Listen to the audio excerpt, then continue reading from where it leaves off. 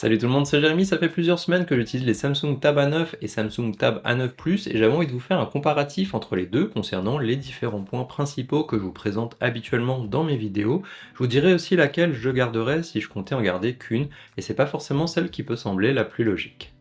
Alors pour rappel, avant de commencer, la Tab A9 c'est la petite tablette de 8 pouces et la Tab A9 Plus c'est la version 11 pouces, ce qu'on retrouve le plus souvent pour une tablette classique on va dire. Et je vous ai déjà fait une vidéo test sur chacune des tablettes si vous voulez en savoir plus après ce comparatif et je vous mets ça dans la description. Dans les deux cas on aura la même expérience d'unboxing avec pour seul objet fourni un câble USB-C vers USB-C. Pas de chargeur dans les deux cas, par contre les deux tablettes ont une cover hybride comme appelé sur le site de Samsung pour venir la protéger et pouvoir tenir la tablette quand on la pose. Alors c'est un bon point car toutes les tablettes n'ont pas ce genre d'accessoires à disposition. Par contre on n'aura pas de stylet dans les deux cas non plus, pas de stylet actif pour faire des dessins ou prendre des notes, mais la Tab A9 Plus elle a des connecteurs pour y brancher un clavier. Au moment où je tourne la vidéo il est par contre pas encore disponible sur le site. Concernant le design, les deux sont assez proches, elles auront les mêmes couleurs de disponibles, bleu, argent ou grise. Forcément, on a un encombrement différent avec deux tailles d'écran différentes, mais pour la forme, la Tab A9 a une épaisseur de 8 mm pour un poids de 332 grammes et la Tab A9 Plus une épaisseur de 6,9 mm pour un poids de 480 grammes. Une est plus fine et l'autre est plus légère, mais forcément dans l'ensemble, c'est la Tab A9 qui sera la plus facile à transporter.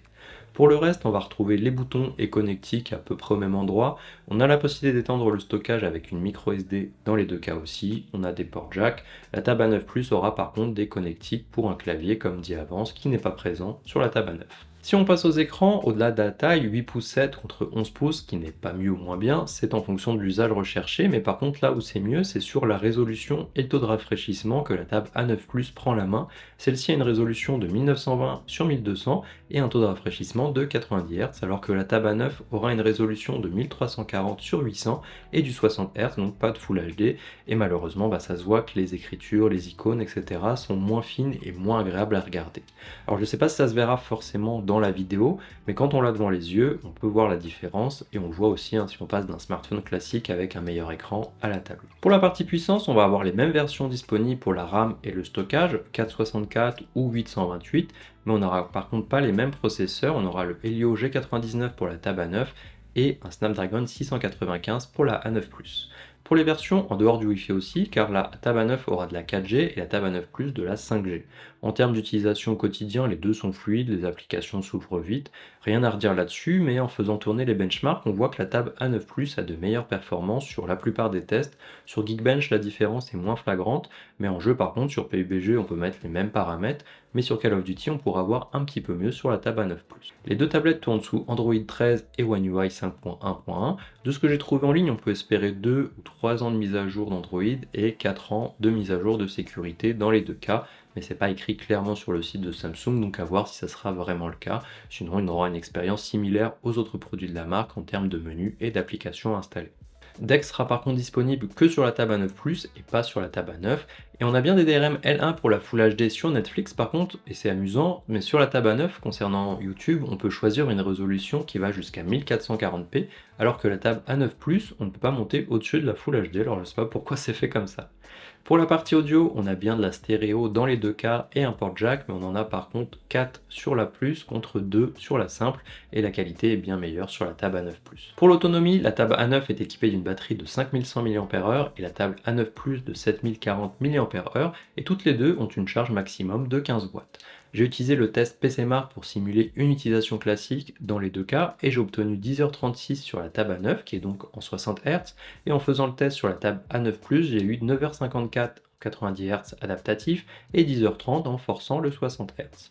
Alors au final on a quasiment la même autonomie mais la A9 Plus a une batterie bien plus grande, alors le plus grand écran doit consommer davantage forcément, peut-être que le processeur aussi, et dans les deux cas pour la recharger il m'a fallu environ 2h20 pour passer de 18 à 100%. On aurait pu espérer que la plus petite batterie aille plus vite pour se recharger, mais ce n'était pas le cas bizarrement. Pour la photo et vidéo, comme dit avant, on a un capteur principal de 8 mégapixels et un capteur de 2 mégapixels pour la partie selfie sur la Tab A9. La Plus aura elle un capteur selfie de 5 mégapixels. On n'aura pas de grosses différences, mais pour les appels vidéo, ça sera forcément mieux sur la Plus avec l'avantage de l'avoir sur le dessus quand on l'utilise au format paysage, ce qui est plus commun pour ce type d'usage. Pour les prix, c'est la table A9 simple qui sera moins chère à partir de 189 € et la table A9 Plus qui démarre à 260 €. Je vous affiche les prix des différentes versions à l'écran pour que ce soit plus simple à comparer pour vous. En version Wi-Fi, la table A9 sera dispo à 189 € en version 64 Go et 230 € en version 128. Pour la 4G, le prix sera 229 € en 64 et 269 € en 128. Pour la table A9 Plus en Wi-Fi, 260 € en 64 et 300 en 128. Et pour la version 5G, 310 € en 64 et 350 en version 128.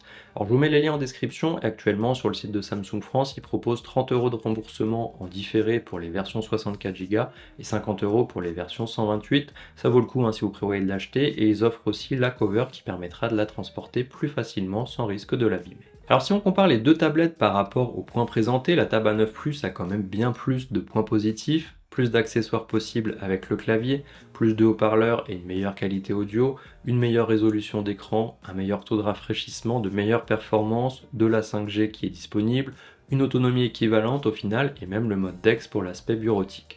Du coup, qu'est-ce qui reste à la table A9? Un prix plus bas, ce qui est logique vu que les performances sont en dessous comme on vient de le voir, mais à part ça, il reste pas grand-chose a priori. Sauf qu'au final, c'est quand même celle que j'ai préféré utiliser et sur cette taille d'écran de 8 pouces et quelques, on n'a pas beaucoup de choix. La référence, ça reste l'iPad mini qui coûte 3 ou 4 fois plus cher et qui, je pense, est hors budget pour beaucoup de monde. Du coup, la table A9 a peu de concurrents sur ce segment, surtout avec le sérieux que peut avoir Samsung sur tout ce qui est qualité de fabrication ou mise à jour. Par contre, la table A9 Plus, elle, a beaucoup de concurrents sur ce segment des tablettes 11 pouces et c'est pour moi pas la meilleure sur ce prix. On trouve soit des modèles équivalents pour moins cher ou des modèles meilleurs pour le même prix, donc je pense pas qu'elle soit si intéressante que ça.